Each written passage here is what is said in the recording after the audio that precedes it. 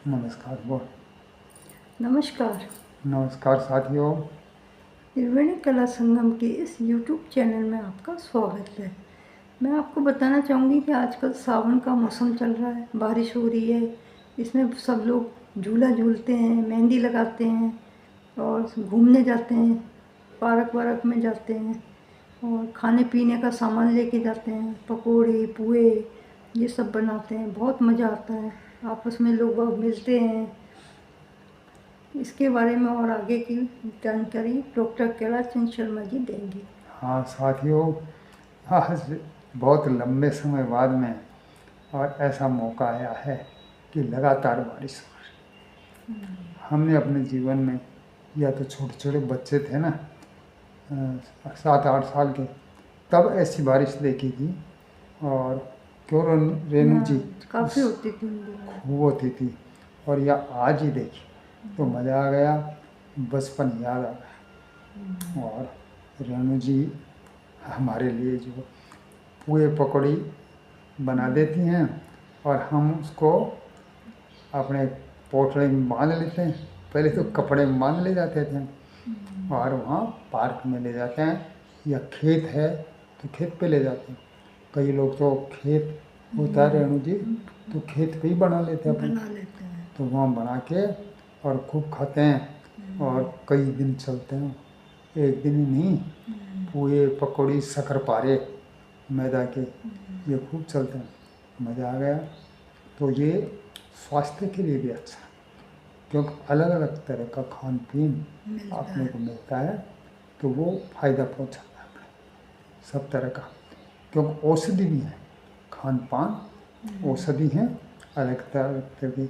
जीरा है, शक्करपारे के अंदर डालते हैं, मैदा में डालते हैं, ग्वार पाठा है, ऐसे बहुत सारी चीज़। और भर के पुए भर के रख लेते थे, गुड़ के पुए बनाते थे पहले, तो वो खट्टे मीठे अच्छे अच्छे हैं, नरम नरम। तो साथियों, आप भी हमारे साथ चलिए, खेत है अपना पास में, वहाँ चलिए। और ज़्यादातर लोग तो कुएं पे ही बना लेते हैं अपने, फार्म हाउस जिसको बोलते हैं आज की भाषा में। तो या तो घर से बना के ले चले या वहाँ चलिए और बच्चों को लेके चलिए। ये हमारी परंपरा है, संस्कृति है। तो ये बच्चे हमारे जान पाएँ कि भाई ये क्या चीज़ होती है ना। तो आइए आनंद लेते हैं कि इसके अंदर कैसे हम फ़ायदा ले रहे हैं। और इस चैनल को आप सब्सक्राइब भी करें, आगे करें, तो वो काम देगी बच्चों के विकास में।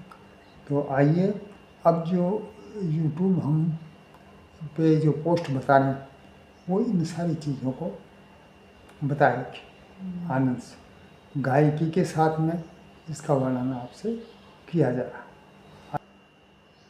तो रेणु जी, आज हम अपने बच्चों को लेकर के चलते हैं, जो खेत हैं गांव में अपने, वहाँ चलते हैं और वहाँ उनको बताएंगे हमारे राजस्थान का इतिहास। महाराणा प्रताप जैसे शूरवीर, है ना, महाराणा प्रताप सिंह। और ये जाके ऐसे कई बड़े बड़े चित्तौड़ के जो थे महाराणा प्रताप, और बाकी के जयपुर के शासक थे, और पन्ना धाय ने कैसे बच्चे को पाला, अपना बच्चा था बेटा। तो बनवीर वहाँ का दुष्ट शासक था, वो आया और उसने सोचा कि मैं आज ये ख़त्म कर लूँगा महाराणा को। तो उससे पहले ही उसने खिला पिला के अपने बेटे को और सुला दिया। तो वो आया बनवीर और तलवार से उसको मार डाला। तो ऐसा ऐसा त्याग, एक माँ ने जो त्याग दिया, ये कहानियाँ हमारे बच्चों को हम वहीं सुनाएंगे। तो चलिए आइए चलते हैं वहीं खेत पे, और राजस्थान का इतिहास हम बच्चों को बताएंगे। ठीक है, नमस्कार। हाँ, रणावता की चौगावड़ी गंगरार के पास में। और जिला चित्तौड़गढ़ है। आप साहब टीचर हैं, प्रिंसिपल हैं आप, और अंतर्राष्ट्रीय कविराज हैं, और मेरे इस स्नेह प्रेम को स्वीकार करते हुए आप यहाँ पधारे हैं। आपका हार्दिक अभिनंदन, स्वागत है। और मैं आपसे गुजारिश करूँगा, निवेदन करूँगा, वो पन्नाधाय की रचना जो आपने लिखी है वो आपके श्रीमुख से सुना करके हमको लाभान्वित करें। एक बार जोरदार तालियां बजा दें पूरे पंडाल से सभी लोग, और बिल्कुल शांत प्रशांत भाव से इस रचना को आप लोग सुनेंगे। कितनी अच्छी आपने पन्नाधाय के लिए इस इतिहास को जिंदा किया है, सुनिएगा। महाराज श्री की मेरे पे बहुत कृपा है, इसलिए भी कृपा है कि हमारे बीच में रिश्तेदारी है। यानी मेरे जो गुरुजी हैं, उनके जो गुरुजी हैं चेतन दास जी महाराज, उनके आप शिष्य हैं। मेरे गुरुजी इनके गुरु भाई हैं, तो इस तरह रिश्ते में मेरे ये काकाश्री लगते हैं।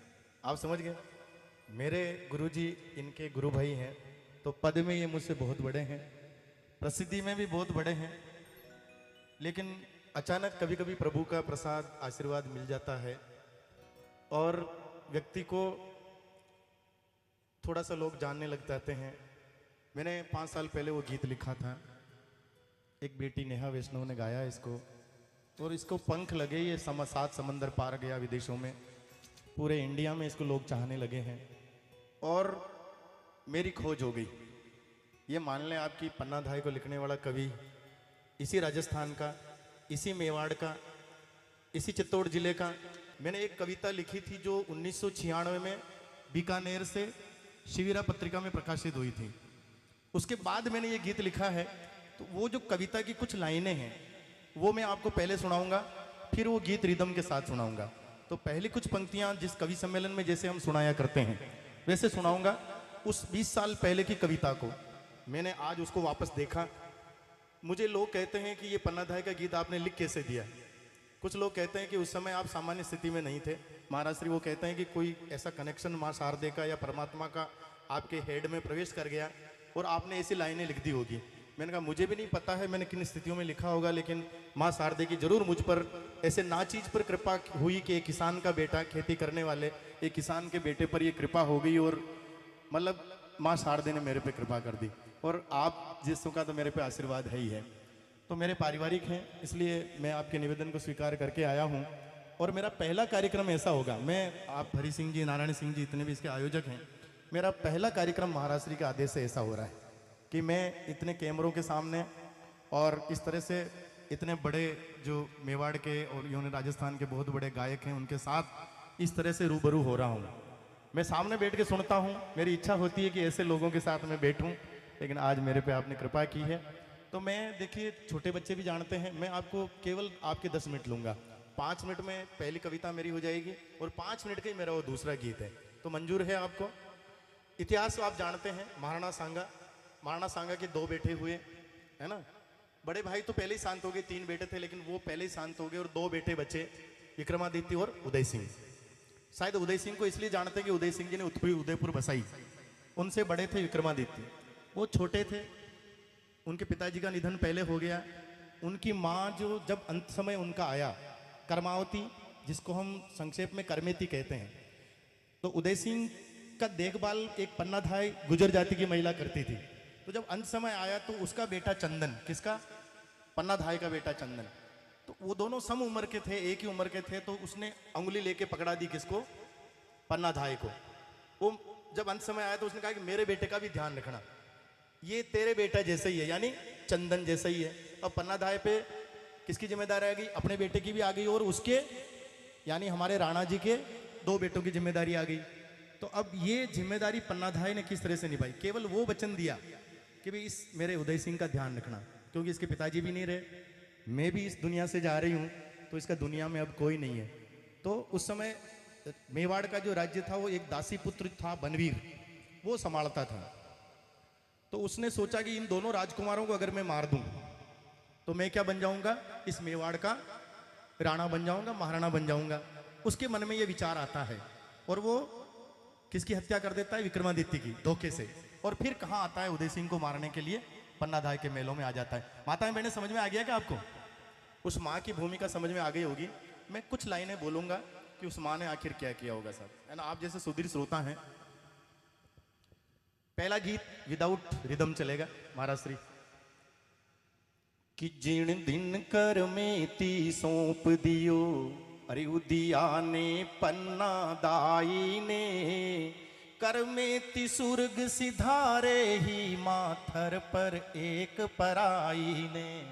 ले आज लाडलो सौंपू हूँ इनरी कर जे तू रखवाली, ले आज लाडलो सौंपू हूँ अरे माता बन बिड़द निभाजे तू। हे गणो लाडलो राजकुंवर निज हिवड़ा के लिपटा जे तू। अच्छा लगे तो तालियां भी बजाइए, कवि सम्मेलन जैसा माहौल है ना। तो पन्ना ने क्या जवाब दिया कि पन्ना बोली महारानी जी मैं अपनों बिड़द निभाऊंली, दे दूंली प्राण कंवर सारू पण राजकुंवर ने राखूंली। दे दूंली प्राण कंवर सारू पण राजकुंवर ने राखूंली। अरे मायड़ली निजर उतारे ही चंदन उदिया की लख जोड़ी। दोनों बहुत सुंदर लग रहे थे उस समय। मायड़ली निजर उतारे ही चंदन उदिया की लख जोड़ी। आभे में इब छड़ चांद सूरज मर्यादा झारी अण तोड़ी। आभे कहते हैं सूरज, ऐसा लगता था कि चांद और सूरज कहां आ गए हैं, धरती पर आ गए। कि आभे मेरे इब छड़ चांद सूरज मर्यादा जारी अण तोड़ी। कि बनवीर चला तो राज जदे विक्रम उदिया छाटा बरिया। सोचो राणो बन जासू में मारू ला दो न्योटा बरिया। अरे विक्रम ने मार लियो छड़ सू, अरे अब उदिया की बारी ही। पण मरे किया उदियो झिण रे, पण मरे किया उदियो झिण रे, पन्ना झेड़ी महतारी। मैंने उसको धाय मानी का, वो एक माँ का रोल कर रही थी। पण मरे किया उदियो झिण रे, पन्ना झेड़ी महतारी। पन्ना ने क्या कहा, आ तो नी होवण द्यूली में मेवाड़ी सूरज या थम जावे। मैं दियो वचन कर में तीने नियाच वचन पे आ पावे। या सोच बुलायो चंदन ने। चंदन उसका बेटा था और उसको कहाँ लेटाती है, उदय सिंह के पलंग पर, ताकि बनवीर को धोखा हो जाए और उदय सिंह के बजाय वो किसको मार दे, उसके बेटे को। दुनिया में इतिहास में ऐसी मां आज तक नहीं हुई साहब। आज तक दुनिया के इतिहास में ऐसी मां नहीं हुई हो कि राजा के बेटे को बचाने के लिए अपने बेटे को सुला दिया हो। कितनी बड़ी बात हुई पन्ना धाय की, है ना साहब। तो क्या हुआ कि बनवीर चला तो राज जदे विक्रम उदिया छाटा बरिया। सोचो राणो बन जासू में मारू ला दो न्योटा बरिया। अरे विक्रम ने मार लियो छड़सू, अरे अब उदिया की बारी ही। पण मरे किया उदियो झिण रे, पन्ना जेड़ी महतारी। आ तो निहोवण द्यूली में मेवाड़ी सूरज या थम जावे। मैं दियो बचन कर में तीने नियाच वचन पे आ पावे। या सोच बुलायो चंदन ने ठम ठम कर तो झट आ पूग्यो। भोड़ो सो मुखड़ो झद देखो, जामण रोहियो सजड़ हो गयो। निज गोदी माए लिया पन्ना। मरने से पहले उसके लाड कर रही है ना। कितनी विचित्र स्थिति रही होगी साहब, है ना। क्या विचित्र स्थिति रही होगी कि गोदी है? हाँ, निज गोदी माए लिया पन्ना, टाबर का लाड लडावे ही। पण मौत शीश पर नाचे ही, जाने के अंक भिड़ावे ही। मतलब क्या से क्या होने वाला था उस बच्चे को पता ही नहीं साहब। उस बच्चे को नहीं पता था कि मुझे मरने के लिए मां सुला रही है साहब, है ना।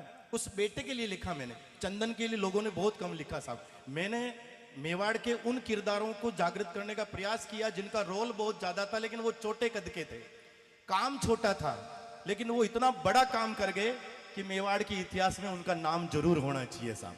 क्या पन्ना धाय का काम कमजोर था क्या? तो क्या उसका किरदार पूरे इतिहास के सामने नहीं जाना चाहिए था? शायद ये मेरे मन में विचार आया और ये किरदार पूरा पन्ना धाय का मेवाड़ नहीं, राजस्थान नहीं, भारत नहीं और 7 समंदर पार जा चुका है, जिसकी कई लोग शूटिंग करना चाहते हैं। उस पन्ना धाय के लिए एक बार जोरदार तालियां बजा दें। तो फिर क्या होता है, मैंने उस बेटे के लिए लिखा, क्या लिखा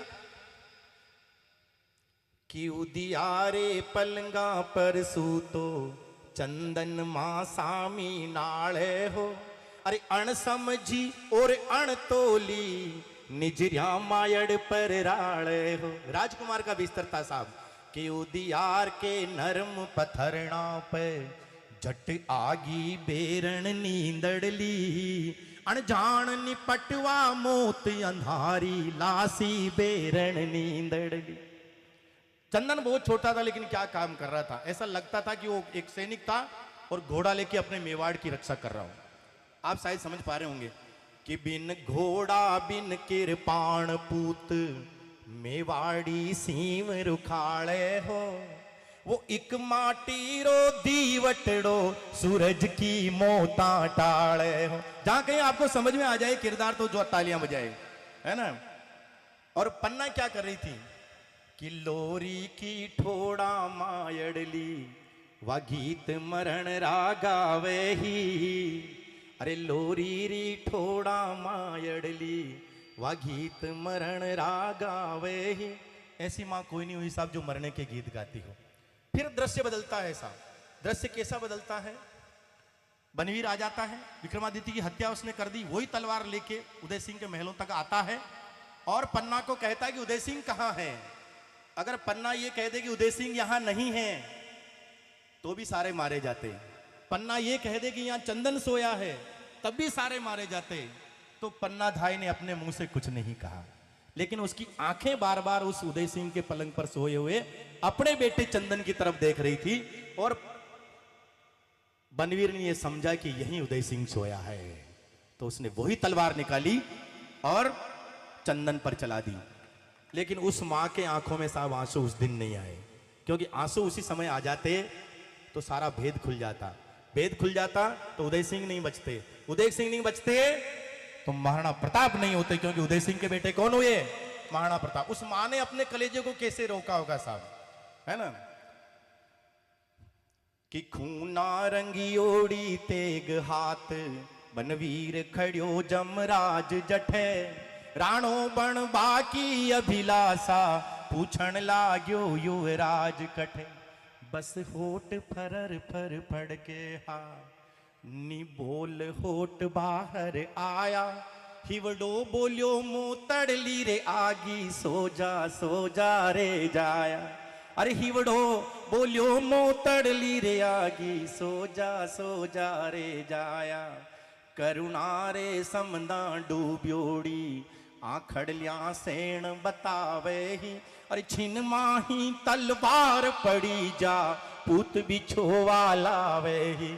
अरे आड़ावल डगमग डोले हो, अरे आड़ावल डगमग डोले हो, चित्तौड़ दुर्ग चित्कार करी, पण बचा लियो मैं उदिया ने पड़ता लोही हुंकार भरी। पण बचा लियो मैं उदिया ने पड़ता लोही हुंकार भरी। लोग भले ही उसको पन्ना धाय कहते हो साहब, लेकिन मेरा कवि मन क्या कहता है इसका आप सोचना कि मैंने किस परिदृश्य में ये गीत लिखा साहब।